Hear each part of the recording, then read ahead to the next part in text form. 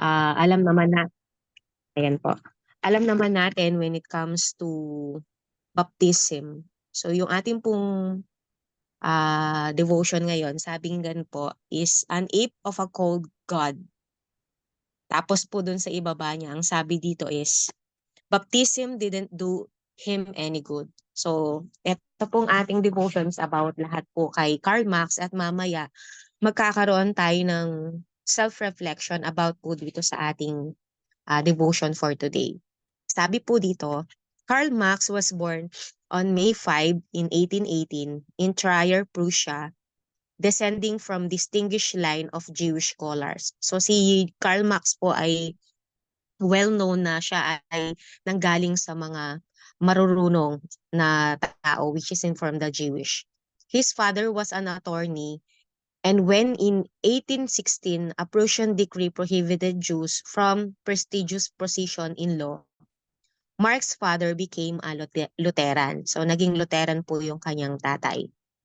On August 26 in 1824, Carl and his siblings were baptized. So alam naman po natin, sa mga Christian content, meron po tayong tinatawag na ah, kapag maliit pa po yung mga bata, ah, nag-undergo tayo sa baptism. So, ano po yun, infant baptism. So, same nung kina Carl naman po, yung siya kasama yung mga kapatid niya, they were baptized.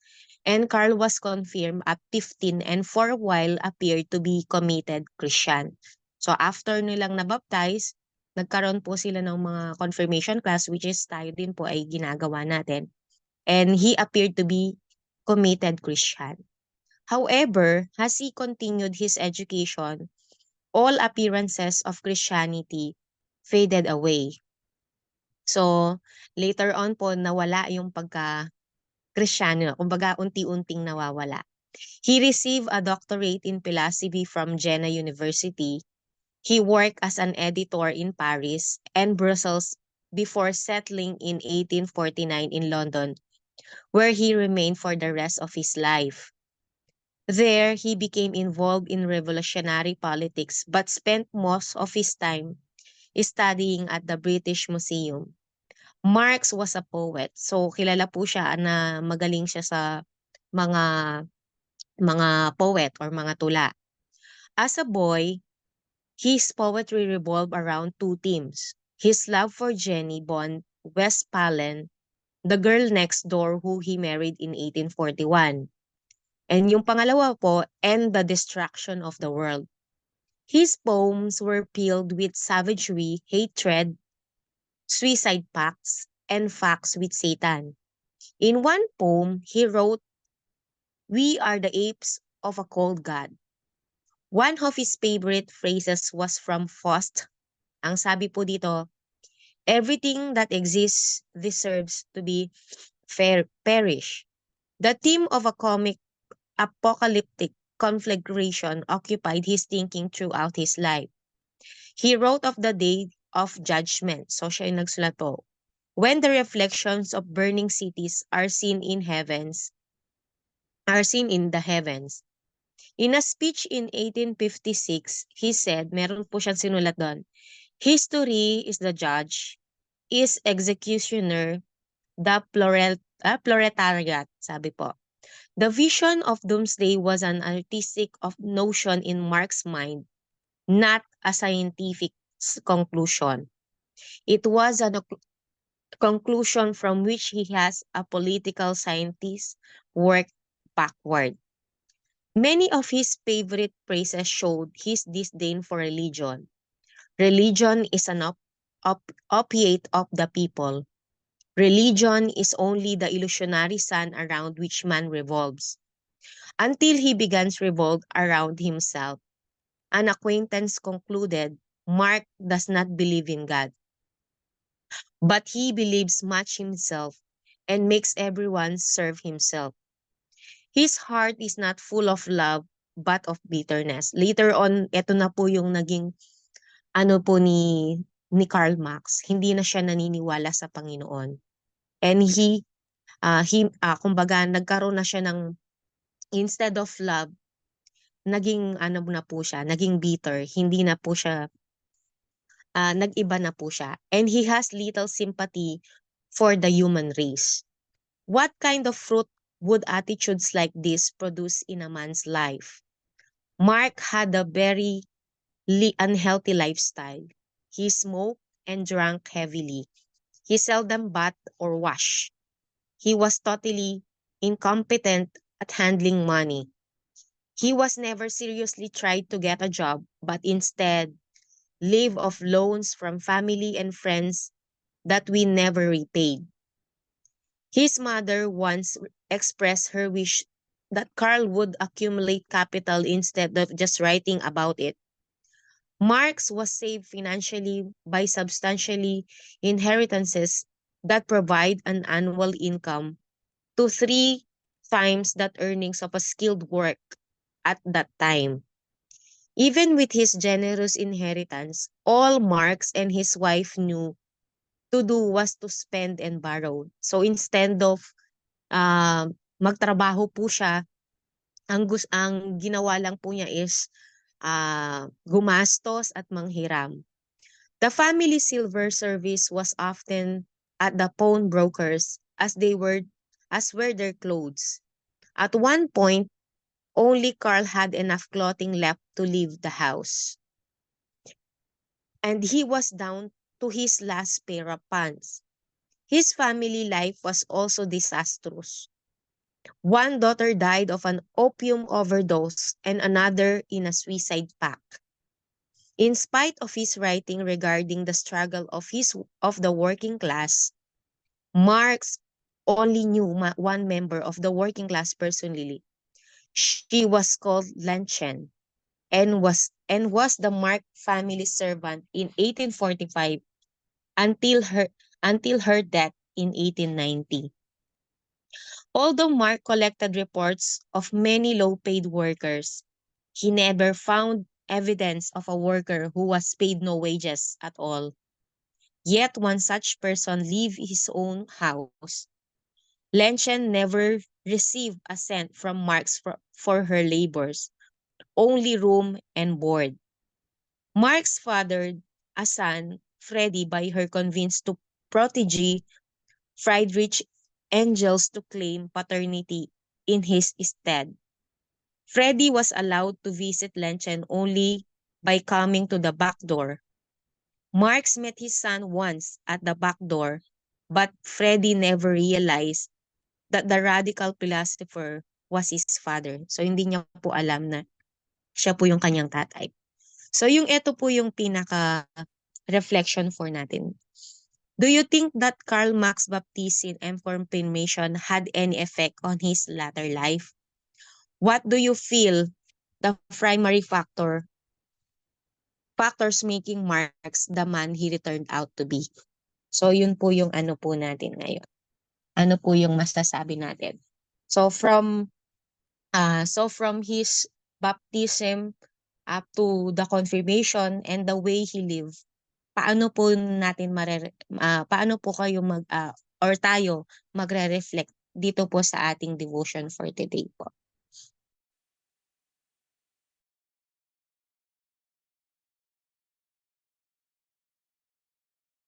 Meron po ba?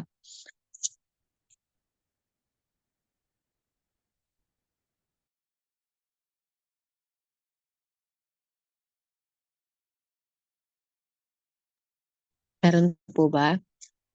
So ako po personally, tayo po lahat nag-undergo. Sabi ko nga po kanina, we undergone baptism, infant baptism. Or yung iba po is baptism of the Holy Spirit or yung iba po reaffirmation of faith.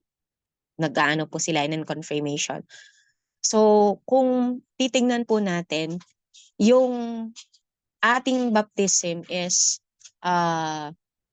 meron siyang kinalaman bilang Kristiyano. But kung hindi natin ipinamuhay or isinabuhay yung yung mga natutunan natin sa mga example po sa mga natutunan natin from our different mga pag-aaral, Bible studies, even yung mga preachings, even po yung mga personal na mga pagtuturo sa atin.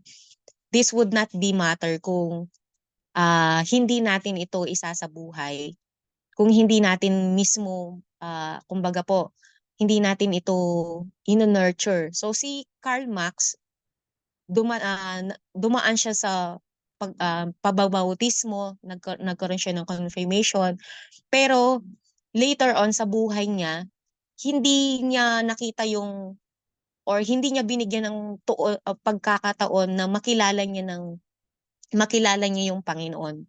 So instead na napabuti yung buhay niya is uh, napunta siya dun sa bagay na hindi kagustuhan ng Diyos sa atin. So kung kumbaga po sa atin ngayon mache-check na how do we ano po, kung paano ba natin nino-nurture yung buhay natin? Paano ba natin binibigyan ng importansya yung baptism natin? Our baptism is kumbaga po, binibigyan lang natin ba siya ng tawag dito, ah, as a sign lang ba siya ah, or symbol lang siya na masabi na Christian tayo. So baptism, kailangan na makita mismo sa buhay natin. May pagbabago siya. Hindi man siya hindi man siya inaklikan ng hindi man siya isang pitik ng kamay natin. Dapat gradual siya. Makita siya sa buhay natin na mismo na may pagbabago, na makita yung Panginoon sa buhay natin, na lahat ng mga bagay na nabigay sa atin or nabigay sa atin ng Panginoon, kailangan makita sa atin. Hindi katulad ng ginawa sa buhay ni Karl Marx na instead na maging fruitful siya, imbis na maging maayos yung buhay niya, is napasama pa hanggang sa kumbaga hindi siya nagkaroon talaga ng tamang relasyon sa Diyos. Ganun po yung sa akin. So paano po sa inyo yung magiging reflection nyo about po dun sa ating devotion for today? Sabi nga po dito sa 1 John chapter 2 verse 19, these people left our churches because they never really belong with us. Otherwise they would have stayed with us. Ganun po yung ating ngayon, text for today.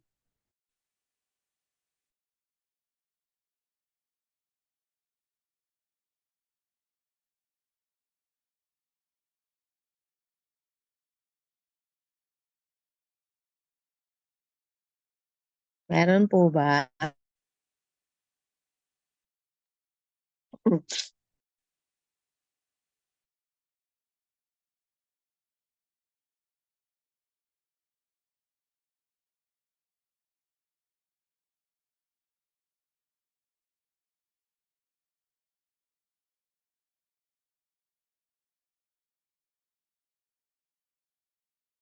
Ate Finet.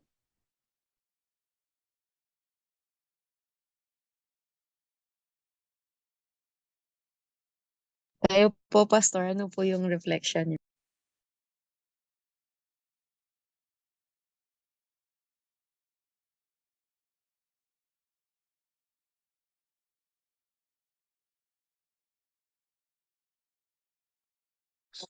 Sige po.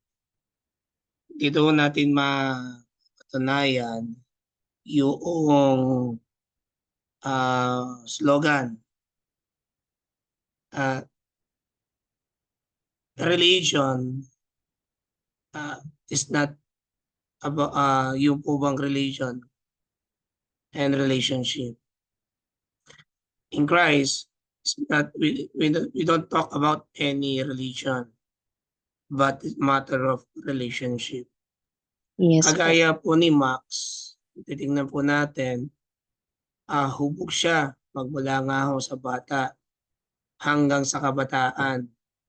Pero pagdating na ng nasa hustong gulang, nakapagtrabaho, nakapag-aral, naging philosopher siya. But the problem is, naging ano na lang sa kanya yung pagkakilala sa Diyos. Wala ho talaga siyang relasyon. Kaya dito natin po makikita kahit na anong pang ilang beses pang mapinyagan o ilang beses pang maturuan ng tao. Pero kung talagang yung pagkarinig, pag-aaral ay hindi ho umuugat sa puso nila, ay wala pong kaunlaran sa buhay pananampalataya. Kaya dito rin po natin makikita, katulad po ni Max, he know God, pero eventually, hindi na siya naniwala o hindi na po siya nagkaroon ng malalim na relasyon nga po sa Diyos. So, isa pong patunay sa mamagitan ng ating napag-aaralan, kung titingnan mo yung kanyang anak nga sa kahuli-hulihan ay hindi siya nakilala na siya pala yung kanyang ama. Ang pangalan ay, wait lang po ang pangalan ay Eto po. ayan, si Freddy. Freddy. So, ang naano lang niya ay she is one radical philosopher but not as his father. So, ang religion, it depends how people may accept and more love in God, but it depends upon the people. It depends upon the person. It depends upon how they know or having a relationship within God. It's not about the religion. It's a matter of relationship to Christ. Ayun lang po. At saka po pastor 'no, very ano po siya, even sa time po natin ngayon, sa church po natin, nakikita natin din yung mga nadi-disciple natin sa church. Kapag simula nung maliit sila tapos nag-youth sila, and then kapag natapos na sila sa pag-aaral nila, then nandun na sila sa peak ng ano nila, career. Dun yung nagiging ano po 'no, dun mo makikita kung paano ba talaga kalalim yung naging relasyon nila sa Panginoon. Kung paano, kung andiyan ba pa sila kung, narating na nila yung career nila. Which is na ito yung challenge sa atin na sa church na kailangan itong mga kumbaga young professional po 'no, itong mga young professional nito is ma-nurture talaga sila na dapat dahil narating mo yun mas lalong yung relasyon mo sa Diyos is mas lalo mo siyang palalamin 'no po. Pero yun nga po yung challenge na paano ba tayo ngayon na kung meron mang ganito ngayon sa situation natin, paano ba natin i-de-deal para mas mapakita natin na kahit nakuha na nila or narating na nila yung pinapangarap nila dati or yung peak ng career nila, dapat mas lalo pa nilang i-nurture yung ano, yung relasyon nila sa Diyos, mas lalo nilang kumbaga po i-acknowledge si God kasi, yung Panginoon kasi si God yung nagbigay sa kanila nito. So kailangan, hindi sila dumating sa point na, "Ay, magaling kasi ako, kaya nandito ako. Kaya nandito na ako ngayon, magaling na ako, may pera na ako, may ganito na ako." So mas kumbaga po yung ano sa'tin ngayon na kung may mga anak tayo, kailangan at their early age hanggang sa palapit na din sila dun sa makuha nila yung mga ano nila, yun yung ano sa atin na continue pa rin natin i-explain sa kanila whatever na kung ano yung marating nila, magkaroon talaga sila ng tamang relasyon sa Diyos na anything that they have kailangan ina-acknowledge na galing sa Panginoon yun, hindi galing sa kanilang kaisipan, hindi lang galing sa kanilang sariling kalakasan, yung gano'n po.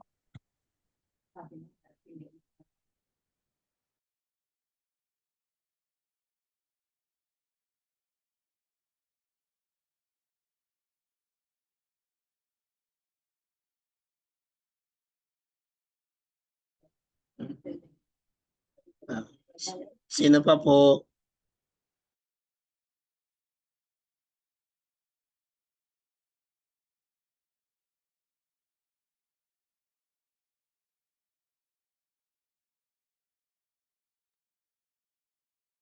Naku, tumatahimik ka. Wala na po siguro, Pastor. Sige po. Closing prayer po tayo, Pas.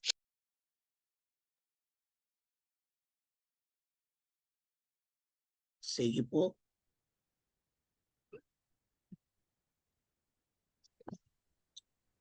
Sige, Diakonessa. Sige po. Can I-lead you ko lead na us po in sa... closing prayer? Yes po, Pastor. Lord, once again po, we praise and we thank you for this opportunity na binigay niyo po sa amin. Anything na nararanasan po namin within the day, every day of our lives is your plan para i-direct mo kami dun sa path na gusto mo para sa amin. Lord, we continue na i-receive yung victory sa mga prayers po namin kanina, sa mga prayer points namin. And prayer can really move mountain. Prayer can reach everything, anything, everywhere na sa mata namin even if it's impossible. Through you, Lord, nagiging possible kasi kayo po yung aming Diyos na napakadakila, napaka napaka napakapagmahal sa amin. Salamat, Panginoon, na ginagamit mo itong platform na 'to para mas lalong, yung relasyon po namin ay aming, diligan, amin pong i-nurture to your word. Anything na nagiging hindrances sa mga ministry po namin, we ask, Lord, na pave the way for us para maging smooth ang lahat. Alam ko po na yung kalaban ginagamit niya na sabihin na ah, walang signal, walang gadgets, but through you, Lord, because we are depending on your strength, depending on your knowledge, Lord, everything is possible, everything is okay kasi kayo po yung nagse-set na lahat ng mga binibigay mo sa amin, Panginoon, ipinapakita mo na hindi hindi namin kaya with our own strength, with our own wisdom, but through you, Lord. Continue to bless us, Lord, kaming mga anak mo na nakadating or nakadalo ng aming pong online devotion for today. Alam ko, Panginoon, na naging lesson po sa amin si Karl Marx na we are not only after through our baptism alone, through our confirmation, but every day kailangan po naming isik kung ano po yung direction na gusto mo para sa amin. We continually asking for uh, forgiveness sa mga bagay na hindi pa po namin mga nagagawa, sa mga bagay na nagkukulang po kami, and even sa mga bagay na nagkakasala po kami sa pagsasalita, sa amin pong pag-iisip, at ganun din, Panginoon, sa amin pong kilos. We are asking na i-filled mo kami ng Holy Spirit mo para kami po ay maging ganap, kami ay maging sapat sa iyong harapan. Although, Panginoon, alam po namin, we continue na nakakagawa po kami ng kasalanan. Lord, gamitin mo kami, ayusin mo ang aming buhay para maging testimony kami kung paano namin yung relasyon namin sa Panginoon ay amin pong pinaglalim. Lord, bless mo po yung bawat isa sa amin, our personal prayers, our families, our ministries, and even yung mga work na binigay mo po sa amin. Continue to uh, use us as an instrument, maging daluyan ng pagpapala saan man po kami pumunta, sino man po ang aming mga nakakasama at nakakasalamuha. Gamitin mo kami, Panginoon, sa maliit man ito o sa malaking pagkakataon na makita ka sa buhay ng bawat isa sa amin, Panginoon. Lord, alam ko po marami pa po kaming mga gagawin right after this. Continue to bless us and guide us. Strengthen us, Lord. Even yung mga physical body po namin, kahit may sakit, even I, Lord, alam ko po, this is not, hindi po ito naging hadlang para hindi po kami makapag-serve sa iyo, Panginoon. Bigyan niyo po kami ng kalakasan na nanggagaling sa iyo, at alam po namin ang banal na Espiritu mo ang gagabay sa amin at magbibigay sa amin ng katiyakan sa mga bawat desisyon na gagawin po namin. In Jesus' name I pray. Amen.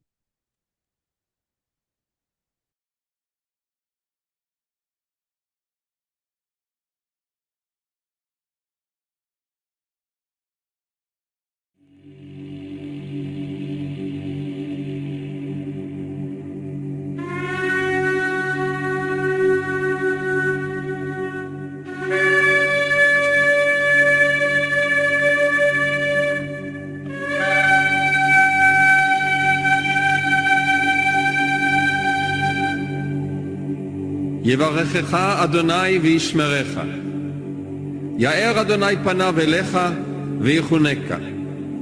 יישא אדוני פניו אליך וישם לך שלום. The Lord bless you and keep you. The Lord make his face shine upon you and be gracious to you. The Lord lift up his countenance upon you and give you peace.